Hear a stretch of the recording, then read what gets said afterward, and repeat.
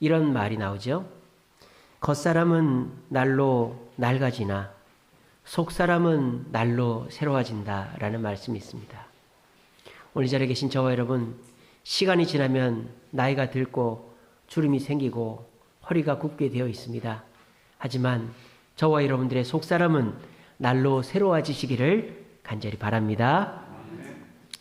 자, 세상 사람들 겉사람을 늙지 않게 하기 위해서 엄청나게 노력을 많이 합니다. 생각을 해보면 사실 이 껍데기 하나인데요, 그죠? 이 껍데기 안에 들어가 보면 그냥 뭐 아무것도 아닌데 뼈인데, 이 껍데기 하나를 그렇게 잘 보이려고 찍어 바르고 깎고 붙이고 다듬고 아침에 1시간씩 두드리고 있고 이런단 말이죠. 생각하면은 참 이 껍데기 하나인데 말이죠. 근데 어쨌든 뭐 자존감도 필요하고 또 사람이 외모적으로 가꿔야죠. 그래서 아내들은 항상 남편 앞에 설 때 가꿔진 모습으로 서야 됩니다. 하지만 우리가 겉모습을 아무리 가꾸어도 낡아지는 것을 피할 수가 없죠. 받아들일 것은 받아들여야 되는 거예요. 근데 오늘 성경에 속사람은 새로워진다라고 말하고 있어요. 속은 안 늙습니까? 겉이 늙는 것처럼 속도 늙잖아요. 저도 요즘에 소화가 잘 안 돼요. 음식을 먹고 나면은 속이 더부룩한 것이 한 1시간 정도 갑니다. 그래서 우리 어르신들은 밥 먹고 나면 꼭 산책을 하는 이유를 알겠어요. 예전에는 먹고 누워도 아무렇지도 않았는데 요즘은 먹고 나면은 소화가 잘 안 돼요. 소화기관이 늙습니다. 혈액순환하는 혈관이 늙습니다. 혈관에 때가 끼이고 혈관이 좁아지면 고혈압이 와요. 제 나이 또래에 혈압약 안 먹는 사람이 거의 없어요. 제가 12월 30일 날 건강진단을 받았어요. 제 혈압이 얼마가 나왔을까요? 118에 80이 나왔습니다. 좋습니까? 안 좋습니까? 제 나이에 그런 혈압 가진 사람이 없습니다. 하나님 은혜죠. 우리 장로님께서 운동하라고 하셔서 2019년도부터 제가 운동을 해서 이렇게 건강을 유지를 하고 있습니다. 사람이 혈관도 늙는단 말이에요. 그래서 50대가 되면 혈압약 안 먹는 사람이 거의 없어요. 그리고 연골도 늙습니다. 무릎이 아프잖아요. 뼈도 늙습니다. 이처럼 속 사람도 늙게 돼 있어요. 그것은 예수 믿는 사람이나 안 믿는 사람이나 똑같아요. 그런데 오늘 성경에는 우리 예수 믿는 사람은 속 사람이 안 늙는다고 돼 있어요. 이게 무슨 뜻일까요? 몸이 안 늙는다는 게 말이 아니고 영적으로 우리의 마음이 영원히 늙지 않는다 이 말입니다. 세상 사람들은요 두려워하고 근심하고 자신감 없고 피하고 그렇게 됩니다. 하지만 우리 그리스도인들은 우리의 마음과 영혼을 항상 당당하고 기쁘고 즐겁게 유지할 수 있다는 것입니다. 우리가 세상 사람들보다 겉모습은 조금 못돼 보이고 돈이나 물질이나 이런 것은 덜하고 그리고 우리의 무릎이나 연골이나 뭐 혈관이나 우리의 소화기관은 낡더라도 이렇게 주일마다 교회 나와서 영적인 양식을 먹고 주님을 만나고 하나님과 동행을 하면 우리의 마음은 건강하고 우리의 영혼은 날로 새로워질 줄로 믿으시기를 바랍니다. 오늘 이 자리에 오신 저와 여러분들은 이 세상 사람들은 아무도 관리받지 않는 걸로 관리받으러 오신 거예요. 세상 사람들은 피부 관리를 받습니다. 그다음에 몸, 허리나 관절 관리를 받습니다. 두피 관리를 받습니다. 하지만 마음 관리를 받는 사람은 없어요. 근데 오늘 이 자리에 오신 저와 여러분들은 마음을 관리하러 오신 거예요. 주의 말씀을 듣고 잊고 있었던 것을 다시 깨닫고 그리고 삶의 소중한 것들, 긍정적인 것을 다시 발견하는 마음이 새로워지고 마음이 건강해지는 시간을 갖게 되는 것입니다. 그러니까 여러분들은 이 1시간, 2시간이 낭비가 아니라 여러분들의 인생을 봤을 때 이 시간이 나를 살리고 내 속사람을 새롭게 하는 시간이다 라는 것을 항상 생각하시고 이 주일 예배를 사모하시고 아까워하지 마시기 바랍니다. 그러면 우리 그리스도인들이 속사람이 새로워지려면 어떻게 해야 되나? 예수님의 말씀을 듣고 그 예수님의 가치를 따라가야 되는 거예요. 건강도 그렇죠. 누가 건강해야 된다는 것을 모르는 사람이 없습니다. 어떻게 운동하고 어떤 것을 먹으면 건강해진다는 걸 모르는 사람이 없습니다. 요즘 인터넷이나 스마트폰이나 정보가 얼마나 많습니까? 근데 중요한 건 뭐죠? 그대로 해야 되는 거죠. Just do it. 생각만 하지 말고 do it 해야 되는 것이죠. 하면 건강해지는 거예요. 영혼도 마찬가지입니다. 마음도 마찬가지입니다. 주일날 말씀만 듣고 그렇구나 하고 가면 우리의 마음과 영혼이 건강해지질 않아요. 새로워지질 않아요. 우리가 말씀대로 예수님의 가치대로 행동해야만 우리의 마음과 영혼이 건강해지는 거예요. 오늘 이 자리에 우리 성도들 많이 오셨습니다. 여러분들이 말씀을 듣고 깨달음을 얻고 돌아가지만 그것을 실천하지 않을 때 우리는 세상 사람들과 똑같은 삶을 살아갈 수밖에 없어요. 세상 사람들은 속 마음에는 별 관심이 없어요. 오로지 겉이 화려하고 만족스럽고 잘나 보이고 인기 있고 당당하고 떳떳하고 싶은 것이 세상 사람들이에요. 우리가 아무 생각 없이 살면 그들의 뒤를 따라가게 돼 있는 거예요. 요즘 세상 사람들의 겉모습에 치중하는 단적인 사건이 하나 나왔죠. 그게 뭡니까? 1880억 횡령 사건입니다. 여러분 뉴스 보셨죠? 12월 30일 날 오스템 임플란트 이빨 임플란트 아시죠? 임플란트 회사 재무 담당 직원이 잠적을 해버렸어요. 얼마를 해먹고? 회사 돈 1880억을 해먹고. 회사 돈 1880억 정도는 횡령해야 되겠죠, 그죠? 하려면 그 정도는 해야 자손 대대로 먹고 살겠죠. 여러분 은행 가서요 1,000만 원 인출해 보십시오. 제가 요즘에 교회 건축 때문에 은행에 자주 가는데 1,000만 원, 억 단위 이렇게 거래를 하거든요. 계좌이체는 뭐 1억, 2억, 10억 마음대로 됩니다. 현금으로 돈을 뽑으려면요 그게 쉽지가 않아요. 안 뽑아줘요. 그 현금 뽑아서 뭐 하려고? 탈세할까봐, 자금 세탁할까봐 안 뽑아줍니다. 은행에 현금이 없어요. 제가 한번 건축 때문에 은행에 2천만 원을 현금으로 뽑으러 갔더니 없대요. 그 은행에 2천만 원이 없다는 거예요. 다른 은행 가서 뽑았어요. 요즘에요 1,000만 원, 2천만 원 현금으로 뽑고 이렇게 할 수가 없어요. 근데 그 사람은 1880억을 어떻게 횡령을 했을까요?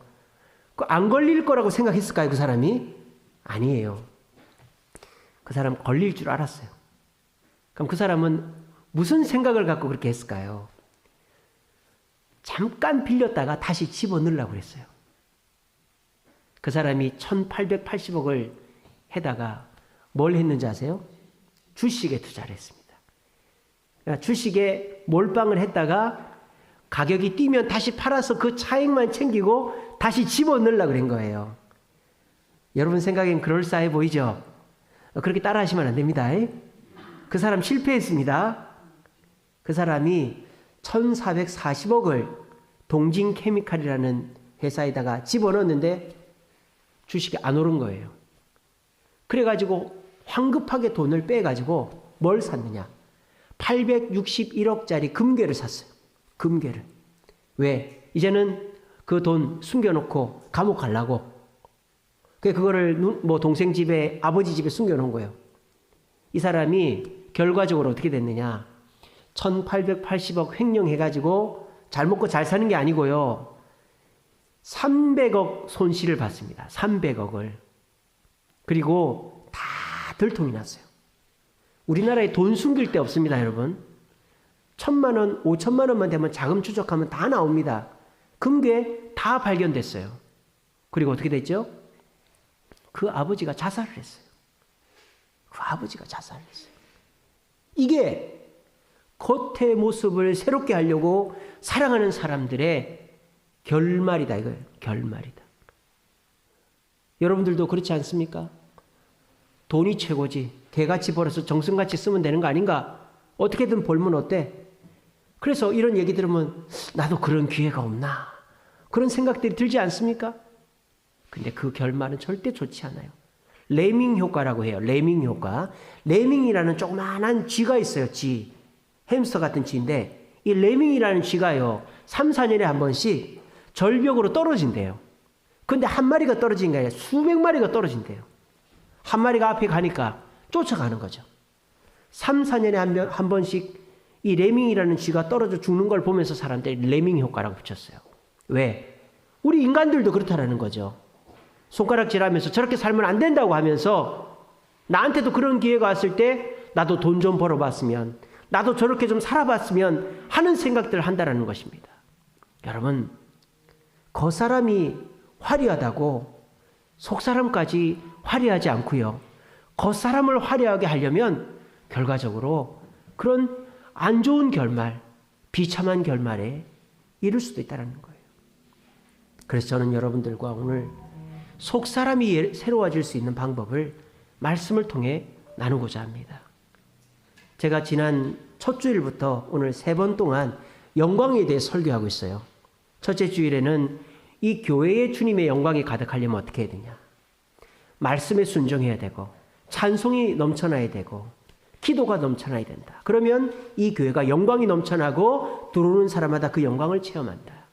지난주에는 내가 영광을 얻으려면, 개인적으로 영광을 얻으려면 어떻게 해야 되냐.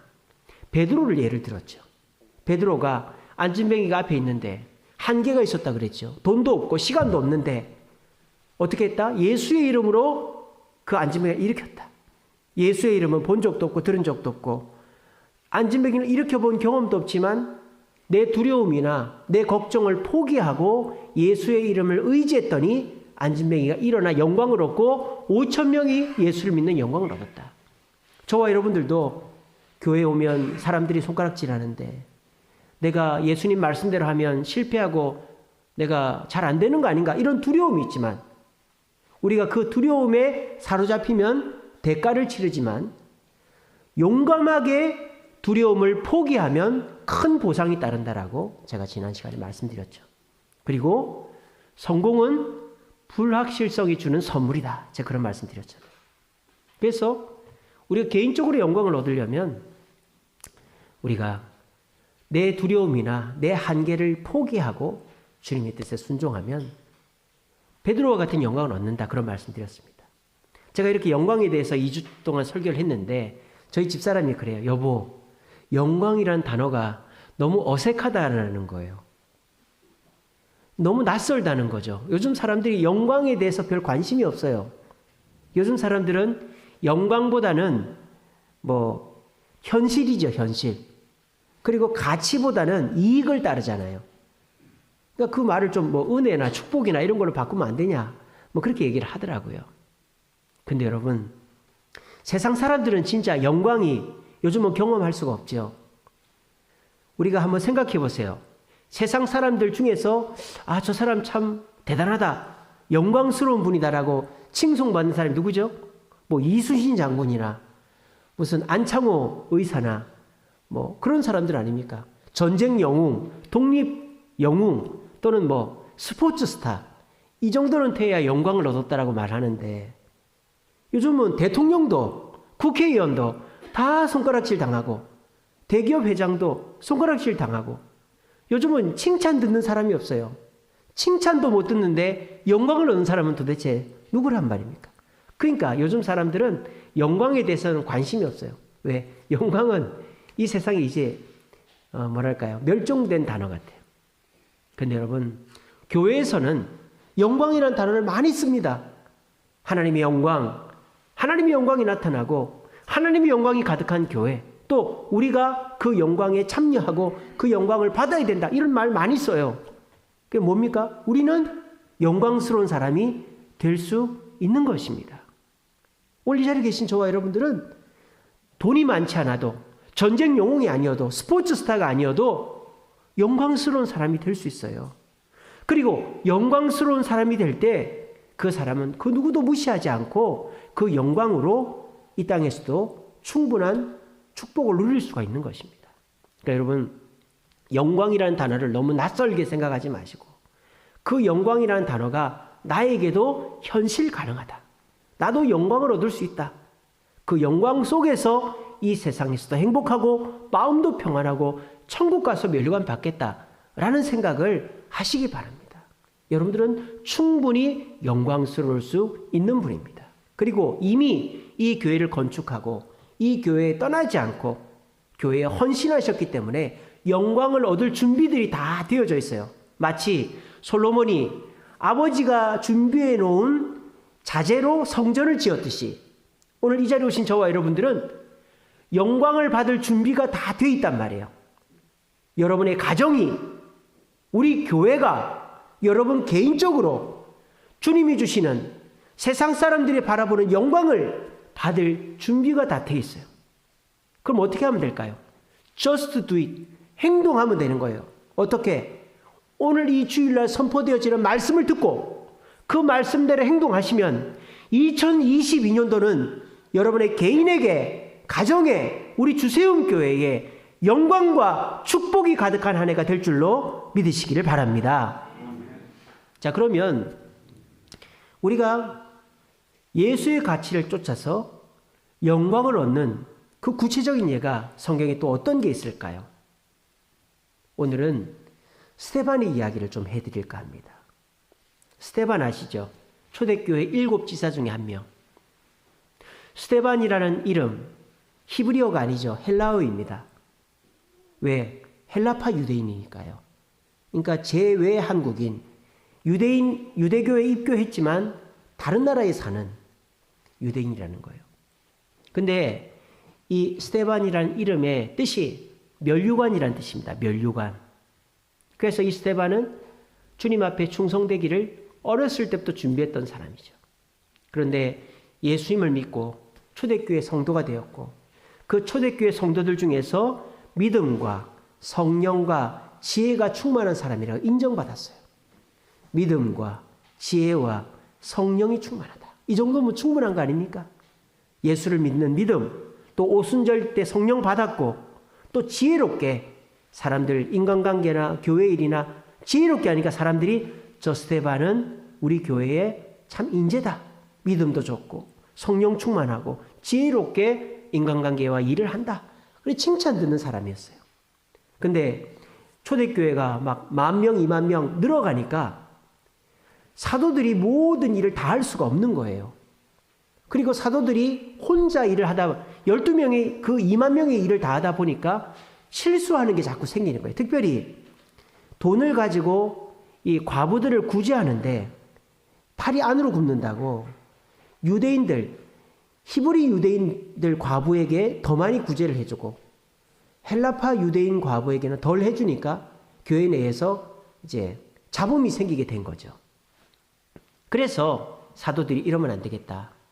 우리는 말씀과 기도, 전도에 전력하고 교회의 재정과 특별히 구제를 감당하는 사람을 따로 세워야 되겠다. 그래서 7 집사를 세우는데 그 7 집사 중에 한 명이 이 스데반이었다라는 것입니다. 그래서 스데반은 외국에 살지만 유대교에 충성된, 하나님께 충성된 사람이었고 예수를 믿어 초대교회 교인이 되었고 믿음과 성령과 지혜가 충만하여 사람들로부터 인정을 받아서 이제 7 집사를 뽑혀가지고 이제는 뭔가 해볼 수 있는 능력을 발휘할 수 있는 순간이 다가왔어요. 근데 어떻게 됩니까? 7 집사로서의 역할을 감당하기도 전에 죽어버렸어요. 그것도 돌에 맞아 죽어버렸어요. 길거리 나가서 예수님 전하다가 유대인들에게 돌에 맞아 죽어버린 거예요. 여러분들 보기에는 어때요? 스데반이 영광을 얻은 사람 같이 보입니까? 허망하게 죽은 것처럼 보이지 않습니까? 나는 저렇게 살기 싫다라고 생각되지 않습니까? 야, 저렇게 준비되고 저렇게 똑똑하고 저렇게 인정받는 사람이 저렇게 허망하게 가네. 나는 저렇게 살지 말아야지. 이런 생각이 들지 않습니까? 근데 여러분, 스데반만큼 영광스러운 사람이 성경에 나오질 않아요. 왠 줄 아십니까? 스데반이 돌에 맞아 죽기 직전에 하늘을 쳐다봤는데 하늘에서 예수님을 봅니다. 그때 스데반이 하나님 우편에 서 있는 예수님이 보인다라고 했어요. 그리고 사람들이 돌에 맞아 죽어요. 그게 스데반의 영광이었습니다. 아이고 목사님, 하늘을 본 것까지는 뭐 대단하다 치는데 그게 뭐 대단한 것이고 돌에 맞아 죽었는데 그게 뭐 대단합니까? 그게 뭐 영광입니까? 여러분, 예수님은 원래 어떻게 계신 분이죠? 하나님 보좌 우편에 앉아 계신 분이죠. 예수님은 서 있지 않아요. 예수님은 하나님 보좌 우편에 앉아 계시는 분입니다. 하나님이나 예수님이나 서 계신 분이 아닙니다. 그런데 스데반이 돌에 맞아 죽을 때 예수님은 어떻게 계셨다고요? 성경에 분명히 서 계셨다라고 되어 있습니다. 누구 때문에? 누구 때문에? 스데반 때문에. 스데반이 예수님 자신 때문에 돌에 맞아 죽는 것을 앉아서 볼 수가 없었던 것이죠. 서서 스데반이 돌에 맞아 죽는 것을 안타까워하면서 스데반에게 경외와 영광을 이 세상의 창조자 되시고 이 세상의 주권자 되신 예수님께서 영광을 스데반에게 돌리고 있는 거예요. 여러분, 이것만큼 영광된 일이 어디 있습니까? 성경에 아담서부터 사도 요한까지 예수님께서 서서 그 사람을 본 사람은 아무도 없어요. 오직 스데반만 그 영광을 체험했다는 것입니다. 여러분, 영화 무슨 드라마 시상식 때 수상자가 나올 때 어떻게 합니까? 기립박수를 하죠. 우리가 어떤 시상식 때 누가 상을 받으면 기립박수를 합니다. 또 어떤 훌륭한 사람이 나올 때 서서 박수를 칩니다. 무슨 뜻입니까? 그 사람은 지금 이 자리에서 최고로 영광된 사람이라는 뜻이죠. 핸델의 메시아라는 음악이 울려 퍼질 때는 왕서부터 모든 사람이 서서 그 음악을 듣게 돼 있어요. 왜? 그 음악은 하나님의 영광된 음악이라는 것입니다. 사람이 쓴다라는 것은 들어오는 사람, 그 서 있는 공간으로 오는 그 사람에게 최고의 영광을 보낸다라는 의미예요. 스데반은 그토록 열심히 준비되어 가지고 허망하게 세상을 떠난 사람이 아니라 인류 역사상 예수님이 서서 그 사람의 모습을 지켜보게 했던 최고의 영광을 경험한 사람이라는 것입니다. 그거로 끝난 게 아니에요. 하늘의 영광만 받은 게 아니라요. 스데반은 이 땅의 영광도 받았어요. 스데반은 인류 역사상 교회 초대 순교자입니다. 스데반 이전에 기독교에서 순교한 사람이 없어요. 스데반이 순교하고 그 이후에 많은 순교자들이 나오게 된 것입니다. 그리고 스데반이 순교하면서 초대교회 성도들이 흩어지기 시작합니다. 안디옥으로 어디로 그래서 흩어진 성도들이 그곳에서 교회를 개척하기 시작했어요.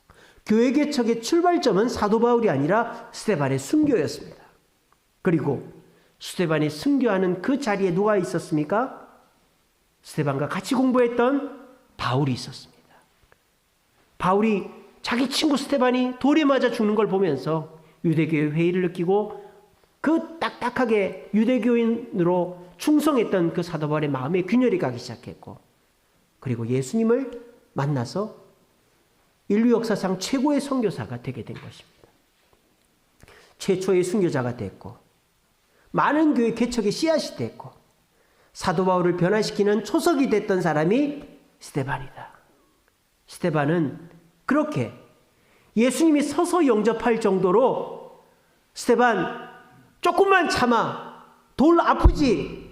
내가 너 금방 안아줄게. 조금만 참고 천국 오면 내가 서서 너를 영접해 줄게. 서서 예수님이 스데반을 영접하셨고, 스데반이 죽고 난 이후에 스데반은 준비되었지만 허망하게 세상을 떠난 사람이 아니라 최초의 순교자요, 초대교회의 씨앗이요, 교회 개척의 씨앗이요, 사도 바울을 변화시킨 사람이라고 지금까지 칭송듣는 영광의 사람이 된 것입니다. 오늘 이 주세음교회 나오신 저와 여러분, 7년 전에 개척하고 개척한 이후에 개척도 하기도, 개척 멤버가 되는 것도 다 꺼리는 이 세상에 개척한 이후에 교회를 짓는 데에 떠나지 않고 이 교회 건축에 헌신하신 저와 여러분, 여러분들을 우리 예수님께서 서서 잘했다 칭찬하시며 영광을 베풀고 계시는 줄로 믿으시기를 바랍니다. 여러분들은 영광을 받을 만한 충분한 자격이 되어 있는 분입니다. 그리고 여러분들이 지금까지 이 교회를 위해서 하신 수고와 헌신은 잊혀지는 것이 아닙니다. 내가 교회를 위해서 기도하고 건축을 위해서 헌금하고 헌신한 것 누가 알아줄까? 주님이 다 써놨어요.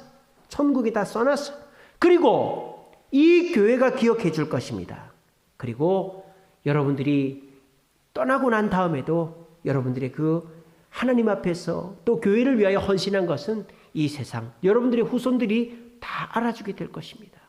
여러분, 우리는 결코 헛되게 사는 사람이 아니라 스데반처럼 영광에 참여하는 자가 되고 있다는 사실을 굳게 믿으시기를 바랍니다. 1900년대에 미국에 윌리엄 보든이라는 청년이 있었어요. 근데 이 청년은 엄청난 부자였습니다. 아버지가 보든 낙농회사라는 회사를 갖고 있었어요. 여러분, 우리나라는 소 키우고 뭐 농사 지으면은 그냥 농사꾼이니까 그렇게 생각되시죠. 엄청나게 부자입니다. 제가 이제 미국 가봤는데 LA에서 샌프란시스코까지 차로 12시간 걸리거든요. 차로 가봤어요.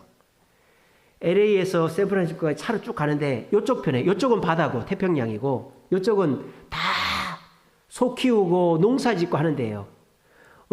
가도 1시간을 가도 소 키우고 돼지 키우고 이런 데예요. 뭐 샌디에고서부터 저 샌프란시스코까지는 다 농사 짓는 데입니다. 그러니까요, 얼마나 부자겠어요, 사람들이. 그래서 이 보든 낙농회사라는 그 회사의 후계자가 바로 이 윌리엄 보든이라는 청년이었어요. 근데 이 청년은 어려서부터 예수님을 너무너무 열심히 믿는 청년이었어요. 우리 준범이처럼, 우리 세한이처럼 이렇게 제가 어려운 설교를 하는데도 졸지 않고 엎드려 있지 않고 말씀 잘 듣는 우리 준범이 세한이처럼 어려서부터 신앙생활을 열심히 한 청년이었어요. 그래서 고등학교를 졸업하면서 자기 성경책 맨 앞에다가 이렇게 써놨어요. No reserve라고 써놨어요. No reserve. reserve는 남기다 이런 뜻이거든요. 예약하다. 그래서 reservation은 저번에 말씀드렸죠. 예약하다. No reserve. 남김없이 이런 뜻입니다. 이게 무슨 뜻이에요? 나는 예수님을 위해서 남김없이 나를 헌신하겠다. 이렇게 써놓은 거예요. 자기 성경책 앞에다가 No reserve라고 써놨어요. 그리고 이 사람이 선교사로 헌신합니다. 어디 선교사로? 중국 선교사로. 중국의 한족 대상 선교사가 아니라 저기 그 모슬림들 자치구가 있거든요.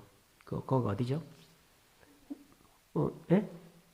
신장 자치구 맞습니다. 위구르족이 있는 신장 자치구에 모슬림족 선교사로 지원을 했어요. 근데 거기는 들어가기가 힘드니까 이집트에 가가지고 아랍어를 공부하기 시작한 거예요. 그러면서 성경책에 뭐라고 써놨느냐? No retreat이라고 써놨어요. No retreat. retreat은 뭡니까? 후퇴하다 이런 뜻이거든요. retreat. 후퇴하다. 후퇴 없다. 이집트 가서 아랍어를 배워보니까 너무너무 힘들거든요. 그렇지만 후퇴 없이 나는 주님을 위해서 살겠다. No retreat이라고 써놨어요. 근데 이 청년이요. 미국에서 아버지 그 좋은 가업을 포기하고 예일대학교 다니다가 이집트 가가지고 아랍어 배우고 무슬림들 연구하다가 병에 걸린 거예요. 뇌수막염. 요즘은 뇌수막염이 아무것도 아닙니다. 예방주사를 맞으니까. 근데 옛날에는 뇌수막염 걸리면 방법이 없어요. 죽는 거예요. 그래서 이 윌리엄 보든이 죽어버렸어요. 이 중국은 가지도 못하고 이집트에서 죽어버렸어요. 25살에. 여러분들 볼 때는 어떤 생각이 드십니까? 너무너무 허망하다. 부잣집 청년이고 예일대학교 수재고 그렇게 준비된 청년이 이집트에서 중국 땅은 발도 못 디뎌보고 죽다니 이 허망한 일이 어딨나 생각이 되시죠? 근데 그렇지 않아요. 이 윌리엄 보든이 자기 성경책 맨 앞에다가 마지막으로 하나 뒀습니다. 첫 번째는 제가 뭐라고 썼다 그랬죠? No reserve, 남김없이. 두 번째는 No retreat, 후퇴 없이. 마지막으로 죽기 전에 하나를 더 써요.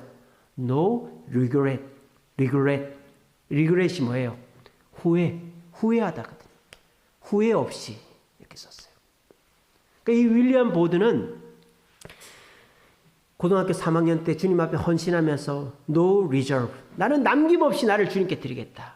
그래서 중국 선교사로 자원하고 이집트 가서 공부하다가 너무 힘들어도 No retreat, 나는 후퇴하지 않겠다. 근데 중국 땅 밟기도 전에 병 걸려 죽기 직전에는 아이고 내가 허망하게 죽는구나.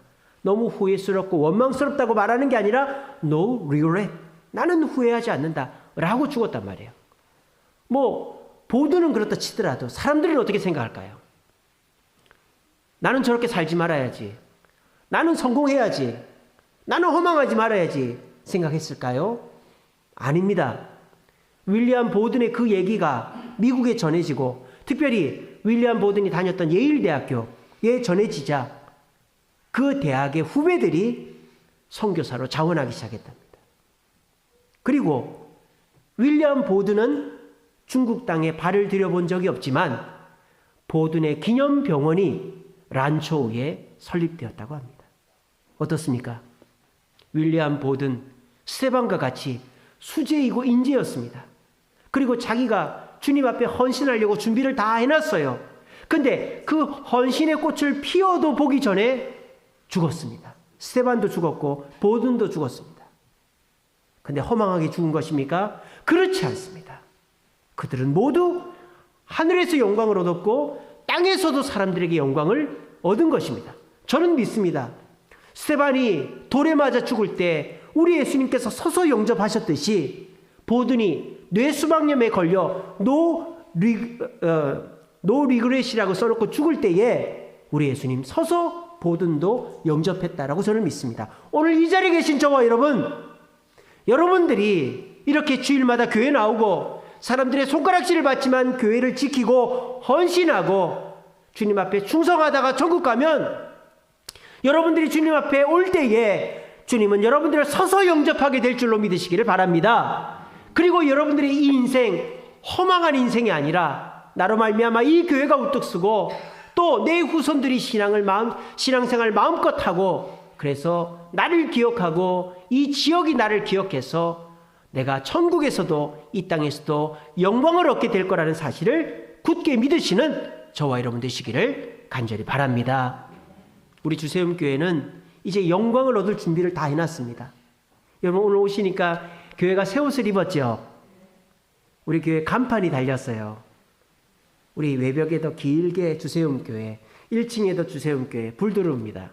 그리고 좌측에도 주세움교회, 우측에도 주세움교회. 어디서 봐도 이 건물은 주세움교회 건물이다. 그렇게 다 써붙여놨어요. 그 실내에도 보시면 우리가 이제 전에 준공 받는다고 이제 이렇게 다 표지판을 붙여놨는데 그거 다 떼고 새로 다 붙였어요. 이걸 누가 하셨느냐?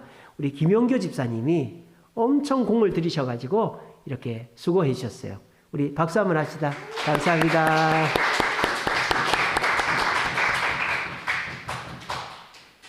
여러분, 이제 이 교회가 한 가지씩 자리를 잡아갑니다. 하드웨어적으로는 부족한 것이 없게 되어져 가고 있어요. 이제 다음 주는 안 추울 겁니다, 여러분. 이번 주 이제 에어컨 실외기 공사하면 다음 주는 따뜻하게 해놓겠습니다, 여러분. 오늘만 참아주십시오. 이제 여러분, 우리 장로님이 워낙 이런 건축 일에 해박하시기 때문에 조그마한 거 하나도 다 챙깁니다. 그리고 우리 시공사에서도 철저하게 지금 하고 있고 제가 그렇게 요구도 하고 있습니다.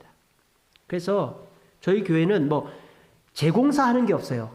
기획서부터 모든 게 철저하게 기획하고 시공했고 마무리하기 때문에 이렇게 모든 것이 완벽하게 끝나게 될 것입니다. 이제 문제는 뭡니까? 여기에 사람을 채워야 되는 거예요. 근데 건물 짓는 것보다 사람 데리고 오는 게 더 힘들죠. 코로나 시절이고 사람들이 교회에 대해서 무관심하거나 비난하고 여러분들의 삶이 너무 어렵기 때문입니다. 하지만 여러분, 생각만 하고 있어서는 아무 일도 일어나지 않습니다. 베드로가 돈도 없고 시간도 없는데 내가 당신에게 줄 것이 없는데 어떡하지? 두려움이 있었지만 예수의 이름에 의지하여 just do it 일으키니까 영광을 얻었다 그랬잖아요. 스데반이 돌에 맞아 죽지만 예수를 부인하지 않았더니 하나님 예수님께서 서서 스데반을 영접하고 스데반이 많은 영광을 얻었다 그랬잖아요. 우리도 마찬가지입니다. 이 주세음교회 사람이 오는 것은 어려운 일이 아니에요. 우리 주님이 함께 하시고 우리가 50억짜리 건물 지었잖아요. 저와 여러분들이 함께 지었잖아요. 그런데 왜 이 교회 부흥을 우리가 못한단 말입니까? 제가 오늘 주보에다가 글을 하나 실어놨어요. 우리 함께라는 글입니다. 여러분 바퀴 아시죠? 바퀴. 이 바퀴가 인류 역사상 최고의 발명품입니다. 사람을 물건을 먼 곳으로 실어다주는 최고의 발명품이 바퀴예요. 바퀴의 구조는 간단하죠. 살이 있습니다. 살. 이렇게 살이 있죠. 이 살은 무슨 역할입니까? 무게를 분산시키는 역할을 하죠. 살이 없으면 그 바퀴는 주저앉아 버려요. 살이 많으면 무거운 무게를 지탱할 수 있습니다. 살은 무게를 분산시킵니다. 그리고 테두리는 뭘 합니까? 그 살이 벗어나지 않게끔 그리고 먼 곳을 가게끔 역할을 합니다. 우리 주세음교회는 80여 명의 살이 있어요. 우리 성도들이 살 하나씩입니다. 그런데 한 살은 두껍고 한 살은 얇고 살이 듬성듬성 있으면 그 바퀴는 멀리 가기는커녕 주저앉아 버리는 거예요. 그런데 그 살들이 균일하고 그 살들이 역할을 잘 감당하면 어떤 무거운 짐도 어떤 먼 거리도 갈 수 있는 겁니다. 우리 주세음교회 옛날보다 더 무거운 더 큰 건물이 생겼어요. 그럼 어떻게 해야 됩니까? 우리가 그 역할들을 다 감당해 줘야 되는 거예요. 그리고 테두리는 뭡니까? 하나님의 뜻이죠. 그 하나님이 우리를 붙잡는 거예요. 우리는 목사의 뜻에 장로의 뜻에 순종하는 게 아니라 하나님의 뜻에 순종하는 사람입니다. 하나님의 뜻에 순종하여 우리가 함께 짐을 지면 어떤 무거운 짐도 지고 먼 길도 갈 수 있는 것입니다. 우리는 그렇게 될 수 있습니다. 그래서 저는 우리 장로님과 당회하고 기도하면서 이런 목표를 세웠어요. 우리가 2월 12일 날 입당 감사 예배를 드립니다. 그래서 입당 감사 예배 전후로 그러니까 여러분들이 작정하고 입당 감사 예배 초청하고 그 이후에 제가 신방을 다닐 거거든요. 그렇게 해서 입당 감사 예배 전후로 30명 등록을 목표로 세웠습니다. 우리 지난주에 이미 2분 등록하셨습니다. 28명 남았어요. 자, 그리고 4월 달에 초청잔치를 한번 할 겁니다. 그래서 3월 첫 주에 작정을 하고 4월 달에 초청잔치 할 것입니다. 그리고 또 새가족 훈련하고 할 것입니다. 50명 목표로 하고 있습니다. 50명. 그리고 10월 달에 초청잔치도 할 겁니다. 그때 50명. 그래서 현재 우리가 80명 정도 출석해요. 근데 그 돌아가면서 결석하니까 한 70명이 여기 앉아 있거든요, 지금. 근데 우리가 70명에다가 이번에 입당 예배 때 30명, 그리고 4월 달에 50명, 10월 달에 50명 하면 200명이 차는 거예요. 그런 목표를 두고 저는 기도하고 있습니다. 불가능하다고 생각하지 않습니다. 여러분, 건물 있는 교회에 사람들 오게 돼 있습니다. 여러분들이 말을 안 해서 그렇지. 한번 얘기해 보세요. 우리 교회 한번 와보라고 하세요. 복잡한 거 아니에요. 그 빌립이 나다나엘 초대하듯이 커맨시 와보라 그러면 돼요. 우리 교회 한번 와봐. 예배 한번 드려봐. 말씀 한번 들어봐. 복잡하게 예수 믿어라 뭐 이런 얘기 안 하셔도 됩니다. 그냥 교회 한번 데리고 오는 거예요. 그리고 저한테 전화번호만 주세요. 그럼 제가 신방하고 그분 등록하도록 애를 쓰겠습니다. 그렇게 하면 돼요. 그렇게 해서 이번 입당 때 한번 와보라고 그러는 거 어렵지 않잖아요. 교회 안 다니는 사람 교회 다니다가 안 나가는 사람, 또 우리 교회 다녔는데 안 나오는 사람, 김민정 집사님 좀 꼭 초대해 주세요. 제가 새벽마다 기도합니다. 우리 소담이. 그렇게 해서 우리가 하면 돼요. 어려울 일이 아니에요. 50억짜리 건물도 지었는데 왜 못하겠어요? 이 자리 채우는 거. 몇몇 사람이 하고 먼 산 불구경하면 못하죠. 함께하면 가능합니다. 이번 입당식 때 30명, 4월 초청주일에 50명, 10월 달에 50명, 그렇게 해서 올 한 해 200명의 새신자를, 200명의 출석 성도를 만드는 게 저의 목표이고 우리 주님께 주신 사명입니다. 이 일은 혼자 감당하면 안 되죠.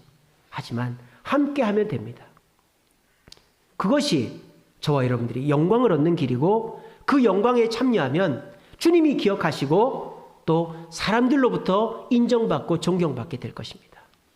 여러분, 옛날에는요, 쌀자루가 이만큼 해도요, 그 쌀자루에서 먹을 게 별로 없었어요. 왜? 겨도 많고 돌도 많기 때문이죠. 키질을 막 하면요, 겨는 다 날아가고 돌은 또 이렇게 맨 뒤로 가고 알곡이 몇 개 안 남아요. 사람들이요, 집에다가 쌀자루를 몇십 개씩 쌓아놨다고 칩시다. 근데요, 주님 앞에 딱 가면 천국 정미소가 있어요. 천국 정미소. 거기서 정미를 다 합니다.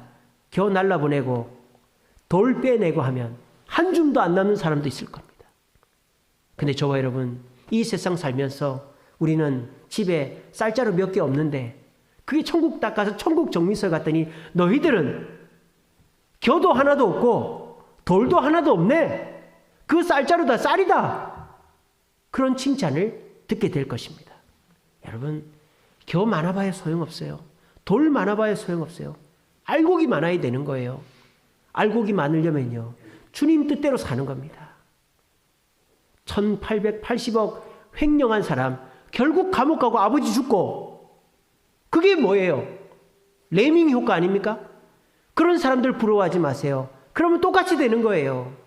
우리는 스테반처럼, 베드로처럼 참된 영적인 가치, 예수님의 가치를 쫓아 살면 천국 문 앞에 갔을 때 알곡 쌀가마니만 갖고 있는 사람이 될 수 있습니다. 우리 모두 이 일을 위해서 세상의 가치를 쫓지 마시고 주님의 가치를 쫓고, 특별히 이번에 우리가 입당 감사 예배 때 2명 이상씩 초청함으로 우리가 주님의 영광에 참여하는 자들 되시고, just do it. 오늘 얘기만 듣고 그냥 흘려보내지 마시고 우리 모두 고민하고 노력하고 작정함으로 스테반처럼, 베드로처럼 영광스러운 사람, 천국 문 앞에 갔을 때 알곡을 남기는 성도들 되시기를 간절히 바랍니다. 기도하겠습니다.